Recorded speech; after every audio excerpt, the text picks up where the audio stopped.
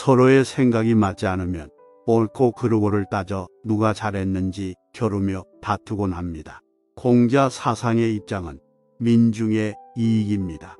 그것은 전쟁을 반대하고 서로 사랑하고 나누자는 것이지요. 이것의 근본은 사람과 사람의 관계를 인간적인 것으로 만들어 나가자는 것입니다.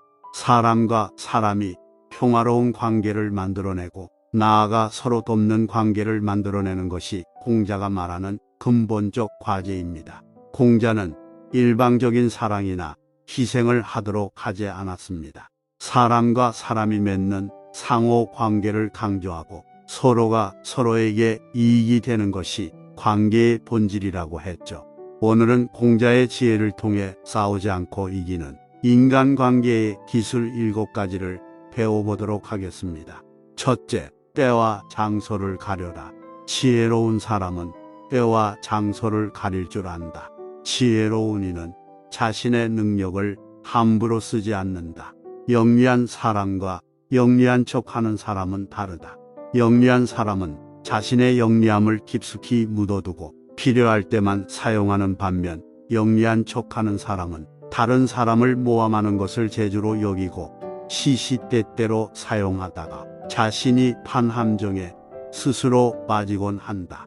사실 영리함은 재산이다. 중요한 것은 이 재산을 어디에 어떻게 이용할 것인가.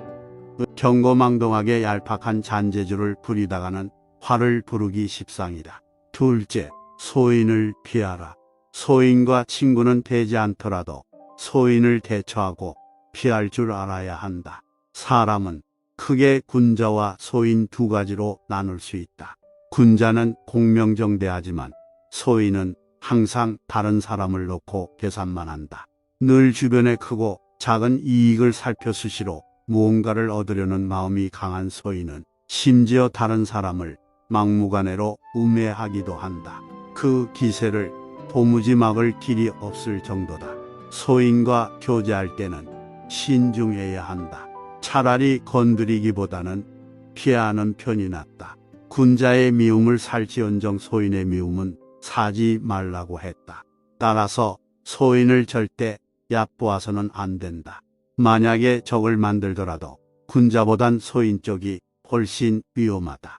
군자와 달리 소인은 그 옹졸함으로 평생 다른 이를 괴롭히기 때문이다. 셋째, 아첨하는 자를 곁에 두지 마라.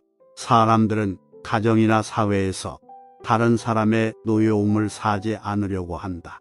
그렇기 때문에 대부분 좋은 말로 남의 기분을 맞춰주려고 하며 듣기 싫은 말을 해서 남에게 미움을 사는 것을 꺼려한다. 괜한 시비로 다른 이의 원망을 사는 건 어리석은 행동이다. 상대의 기분을 적절히 맞춰주는 처세는 중요하다. 다만 신의가 있는 인간관계에선 이것을 주의할 필요가 있다. 결점이 있는 것을 뻔히 알면서도 입을 다물고 듣기 좋은 말만 한다면 친구의 의무를 다하지 않는 것이다. 그것은 진정한 친구라고 할 수 없다. 오히려 당신의 결점을 지켜세우고 칭찬하는 이가 있다면 그것은 다른 속셈이 있어서일 것이다. 평소에 진정한 마음으로 책망하고 꾸짖는 사람이 있다면 그가 바로 인생의 스승이자 진정한 친구이다. 넷째, 의미 없는 논쟁은 하지 마라. 상대방의 자존심을 짓밟는 의미 없는 논쟁은 하지 않는다. 말싸움을 하게 되면 누구나 고집 부리기 마련이다. 사실 거기서 얻을 수 있는 건 아무것도 없음에도 자존심 때문에 쉽게 포기하지 못한다. 논쟁은 지게 되면 기분 나쁘고 이기면 친구를 잃는다. 도대체 여기에 무슨 의미가 있는가? 승리를 얻었다는 쾌감은 그리 오래가지 못한다. 상대방과 논쟁을 하고 싶을 땐 논쟁은 이겨도 의미 없다는 사실과 그것이 상대의 자존심을 짓밟아 얻은 것이란 것을 기억하라. 남의 체면을 깎아 얻은 승리 때문에 상대로부터 원한을 사서 화를 당할지도 모르는 일이다. 상대방과 논쟁할 때는 2가지 결과를 생각해 봐야 한다. 하나는 의미 없는 표면적 승리이고 또 하나는 표면적 패배지만 인간관계의 관점에서 관계를 유지하는 것이다. 이 두 가지는 한꺼번에 얻기가 쉽지 않다. 겉으론 문제 없어 보여도 속마음은 다를 것이기 때문이다. 그렇다면 우리가 진정으로 원하는 것이 무엇인지 곰곰이 생각해 봐야 한다. 다섯째, 겸허한 태도로 마음을 열어라. 양쯔강과 황하는 작은 물줄기를 거절하지 않아 큰 강을 얻었다. 자만하지 말고 겸허하며 다른 사람의 작은 비평도 기꺼이 받아들이는 태도는 타인의 장점을 흡수해 정진하는 가장 빠른 길이다. 겸손은 삶에서 가장 중요한 태도다. 제 아무리 뛰어난 이라도 이 세상에 비하면 보잘것없을 뿐이다. 항상 낮은 자세로 정진해야 한다. 배움을 통해 자기 잘못을 바로잡고 넓은 마음으로 부족한 것을 받아들여 자신의 장점을 더욱 향상시켜라. 사실 이것은 말은 쉬워도 실천에 옮기기는 어려운 동목이다. 그러니 이것을 기억하고 부지런히 노력해야 한다. 여섯째, 자랑하지 마라. 비범함과 특별함을 추구하는 것은 좋은 자세다. 하지만 그것이 과하게 주변을 무시하면 그 모든 의미가 퇴색된다.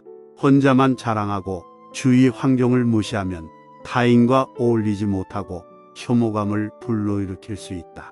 그러므로 장점을 드러내지 말아야 한다. 자신을 보호하고 화를 일으키지 않으며 재능을 더 잘 발휘하기 위해 꼭 필요하다. 일곱째, 본인 스스로의 마음을 비워야 타인을 담을 수 있다.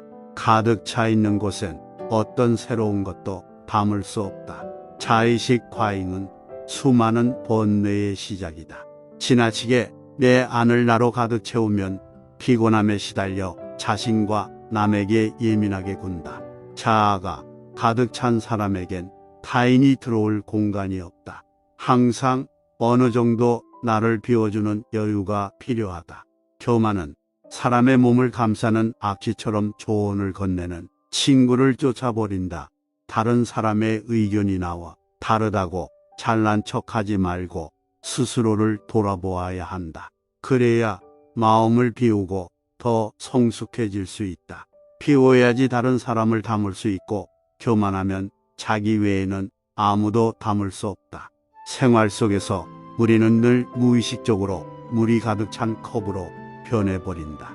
그러나 자만을 내려놓고 마음을 비운 채 다른 사람을 따라 배운다면 우리가 모르는 많은 것들을 발견하게 될 것이다.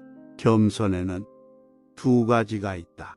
지위가 낮거나 능력이 부족할 때 겸손한 것은 대단한 일이 아니다. 사업에서 성과를 얻고 다른 사람에게 칭찬을 받는 이때 겸손한 것이야말로 사람들의 존경을 받는 진정한 겸손이다. 단물이 나는 샘은 가장 먼저 포내어 마르게 되고 키가 큰 나무는 가장 먼저 잘리게 된다. 모든 것이 쓸모가 있으면 주변의 시기로 인해 몸을 망치게 된다.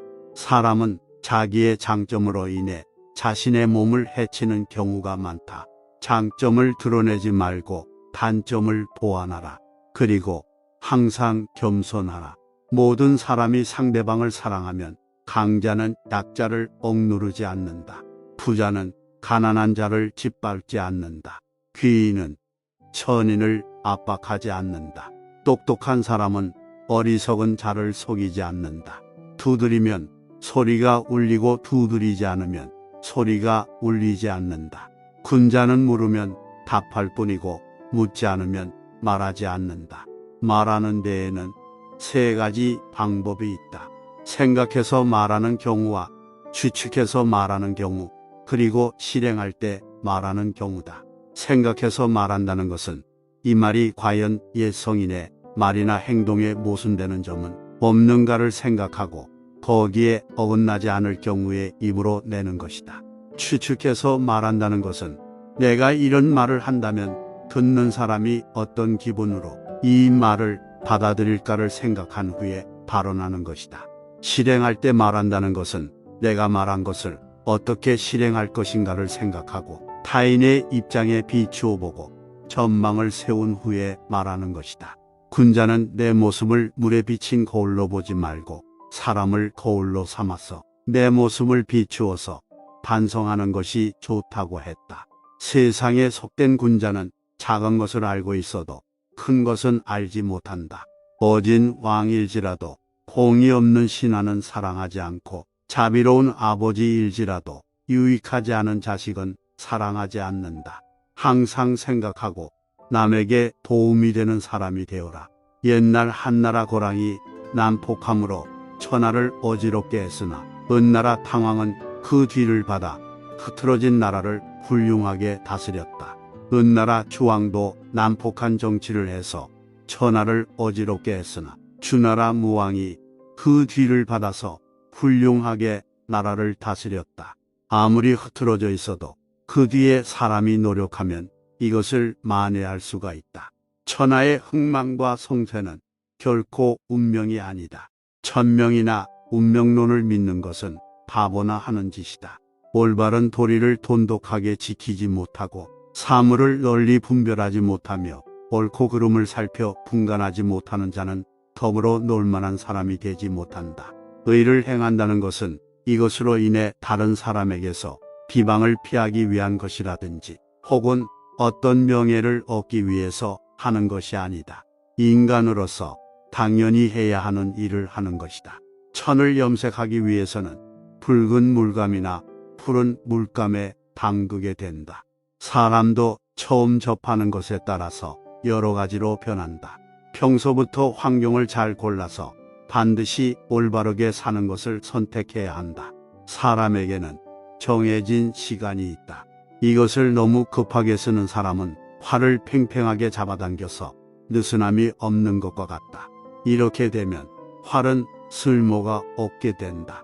사람은 항상 적당한 느슨함이 필요하다. 물은 불에 익이나 흙에는 진다. 흙은 물에 익이나 나무에는 진다. 나무는 흙에는 익이나 강철에는 진다. 강철은 나무에는 익이나 불에게는 진다. 불은 철에는 익이나 물에는 진다. 이것은 천하에 정해진 이치다. 나라를 다스리거나 집안을 다스리는데 가장 필요한 것은 쓸데없는 지출을 없애는 것이다. 이것은 옛날 성인 현자의 가르침이다. 또 이것이 천하에서 가장 이익이 되는 것이다. 도리가 무너진 사회에서 높은 지위에 앉고 불을 쫓는 것은 어진 사람이 좋아할 바가 못된다. 100개의 문 중에 단 한 개의 문만을 닫고 다른 문이 모두 열려 있으면 도둑에 대한 방비가 될 수 없다. 단지 한 개만 준비해 두고 다른 준비가 소홀하면 아무 소용이 없다는 말이다. 하나의 눈으로 보는 것보다는 두 개의 눈으로 보는 것이 더 잘 보이고 하나의 귀로 듣는 것보다는 두 개의 귀로 듣는 것이 더 잘 들린다. 스릿은 옳은 말에는 귀 기울이지 않고 달달한 어리석은 논리에 귀를 기울인다면 추수를 버리고 이삭을 줍는 격이다. 언제나 고생은 많으나 수익은 적다. 편안하게 있을 곳이 없는 것이 아니다. 편안한 마음이 없기 때문에 편안하지 않은 것이다. 곧 만족만 한다면 어떤 경우라도 편안한 것이다. 자신의 마음을 잘 알고 대처하라. 인간은 노력으로서 모든 걸 바꿀 수 있다. 위대한 사상가들의 말은 시간을 넘어 영원히 유효한 부분이 많다. 시대상을 반영하기보다는 인간의 불의의 바탕을 둔 통찰이라서 그렇다. 이번 가르침은 여기까지입니다. 어찌 보면 당연한 이야기지만 놓치기 쉬운 지혜가 가득했습니다. 늘 들으면서 정진하며 복기할 가치가 있습니다. 나이 들수록 옛 성인의 말들은 더욱 마음에 와닿고 관심이 갑니다. 지금이라도 늦지 않았으니 이런 가르침을 토대로 새로운 인생을 살아보는 계기가 되었으면 합니다. 오늘 하루도 행복하세요. 인생은 핸드메이드였습니다.